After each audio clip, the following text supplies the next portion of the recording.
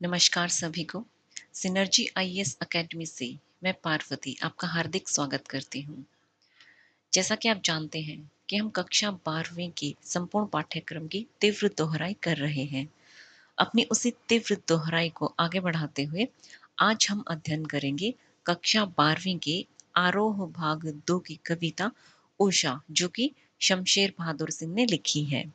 तो चलिए ज्यादा समय जाया न करते हुए शुरू करते हैं हमारी आज की ये कविता।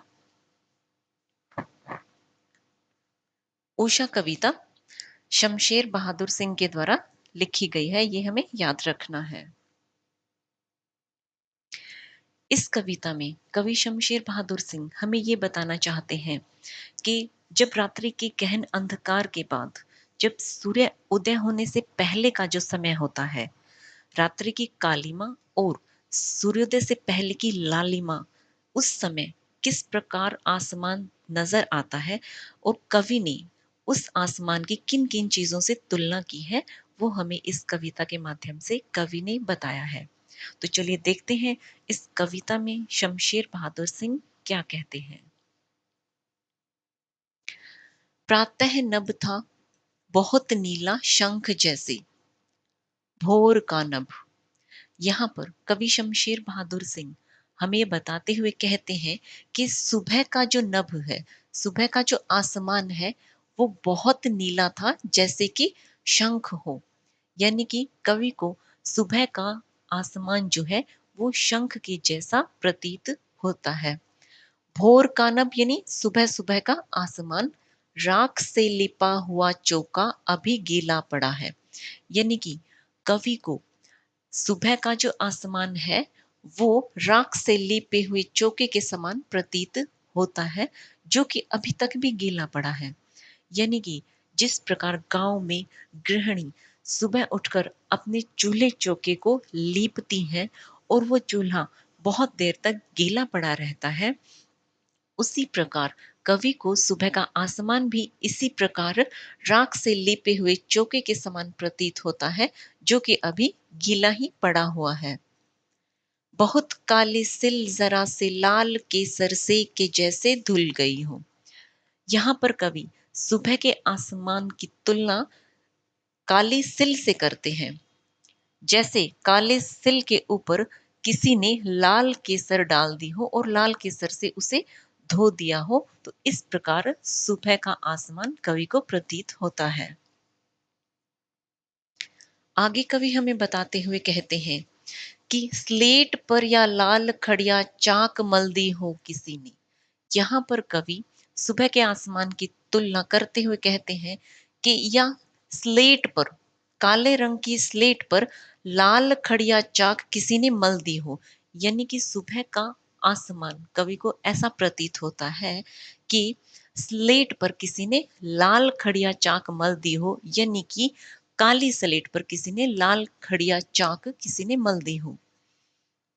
नील जल में या किसी की गोर झिलमिल देह जैसे हिल रही हो। यहाँ पर कवि हमें बताते हुए कहते हैं कि कवि को सुबह का वातावरण ऐसा प्रतीत होता है कि जैसे नीला आसमान जो है वो नीले जल के समान उन्हें दिखाई देता है, और सुबह उदय होता हुआ सूर्य कवि को ऐसा प्रतीत होता है कि जैसे उस जल में झिलमिलाती हुई किसी की गोर देह झिलमिला रही हो, और वो नीले जल में वो गोर झिलमिल देह हिल रही हो। और जादू टूटता है इस उषा का, अब सूर्योदय हो रहा है। यानी कि अब उषा का वो जादू जो चल रहा था पहले, वो अभी सूर्योदय होने के साथ ही अब समाप्त होता नजर आ रहा है। यानी कि सूर्योदय होने से पहले उषा का जो जादू था, जो विभिन्न उपमानों का कवि ने प्रयोग किया था, अब वो जादू सूर्योदय होने के साथ ही टूटता हुआ नजर आ रहा है। तो ये थी हमारी आज की कविता उषा। इस कविता में हमें दो तीन बातों का बहुत अच्छी तरह से ध्यान रखना है कि कवि ने सुबह के सूरज की किस किस से तुलना की है। एक तो नीले शंख से की है, ये हमें ध्यान रखना है। दूसरा, राख से लीपे हुए चौके से तुलना की है, इसका हमें ध्यान रखना है। तीसरा कि काली सिल से तुलना की है जिसे कि लाल केसर से धो दिया गया हो। चौथा हमें ध्यान रखना है कि स्लेट पर जैसे कि किसी ने लाल खड़िया चौक मल दी हो। तो इन उपमानों का प्रयोग करते हुए कवि ने अपने सुबह के उषा के समय के जादू का वर्णन किया है, जो कि सूर्योदय के होने के साथ ही वो जादू खत्म हो जाता है।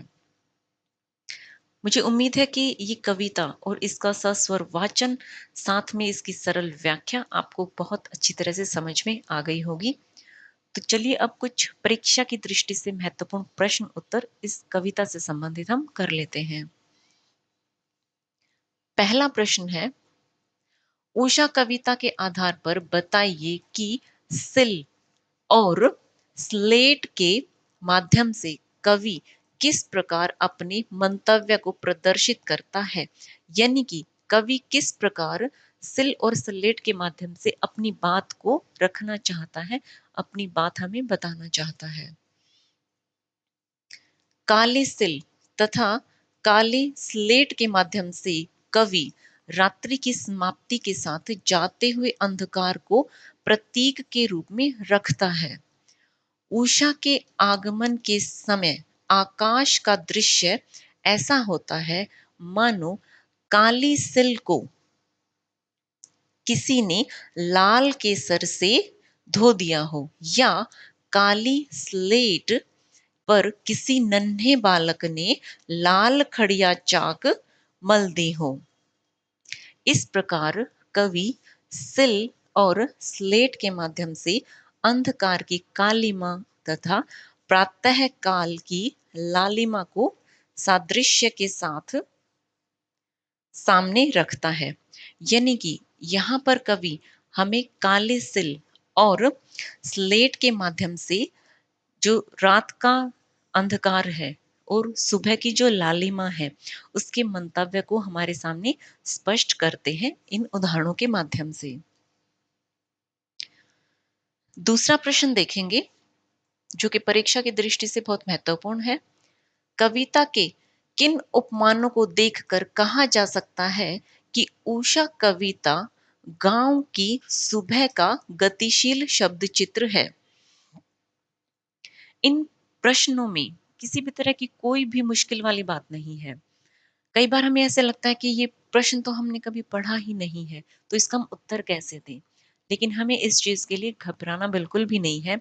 अगर हमने कविता को बहुत अच्छी तरह से पढ़ रखा है, कविता को अगर हमने बहुत अच्छी तरह से समझ रखा है, तो प्रश्न चाहे एग्जामिनर कैसे भी घुमा के हमसे पूछ ले, हम उत्तर अपने आप आराम से लिख देंगे।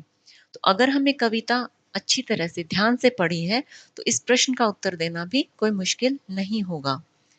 यहाँ पर कवि ने हमसे पूछा है कि उषा कविता जो है वो गांव की सुबह का गतिशील शब्द चित्र है, वो किस प्रकार है ये हमें बताना है। क्योंकि उषा कविता में गांव का ही कवि ने वर्णन किया है। गांव में जो आसमान हमें लालिमा युक्त दिखाई देता है उसका वर्णन किया गया है। तो आइए देखते हैं इसका क्या उत्तर बनता है। उषा कविता में कवि शमशेर बहादुर सिंह ने ग्रामीण उपमानों का प्रयोग कर गांव की ग्रामीण उपमानों का प्रयोग कर गांव में सुबह के गतिशील शब्द चित्र को सामने लाने का प्रयास किया है। प्रातःकालीन आकाश को राख से लीपा हुआ चौका कहा गया है। हमें ये ध्यान रखना है कि प्रातःकालीन आकाश को कवि ने राख से लेपा हुआ चौका कहा है।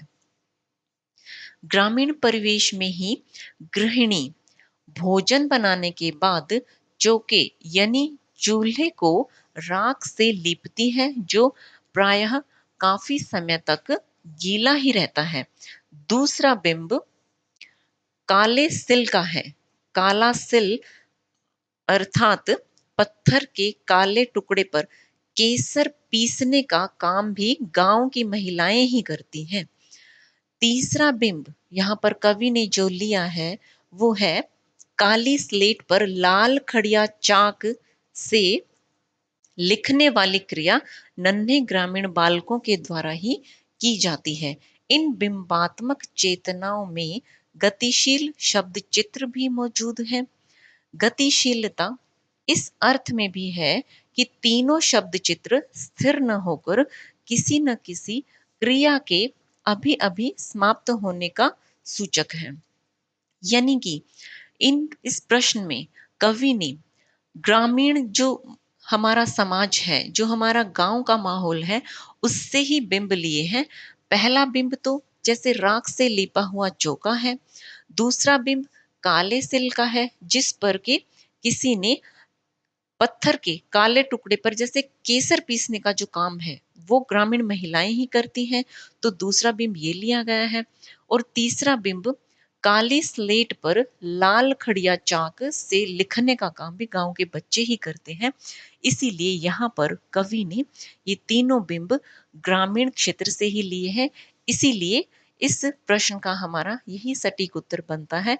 और जो सुबह का वातावरण है उसमें गतिशीलता दिखाई गई है, जो कि गांव में अक्सर पाई जाती है।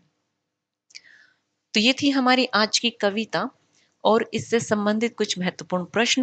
मुझे उम्मीद है कि आपको ये कविता बहुत अच्छी तरह से समझ में आ गई होगी और आप अपनी तीव्र दोहराई ऐसे ही करते रहिए और हमारे साथ ऐसे ही बने रहिए। तो मिलते हैं अपनी अगली वीडियो के माध्यम से। तब तक के लिए धन्यवाद।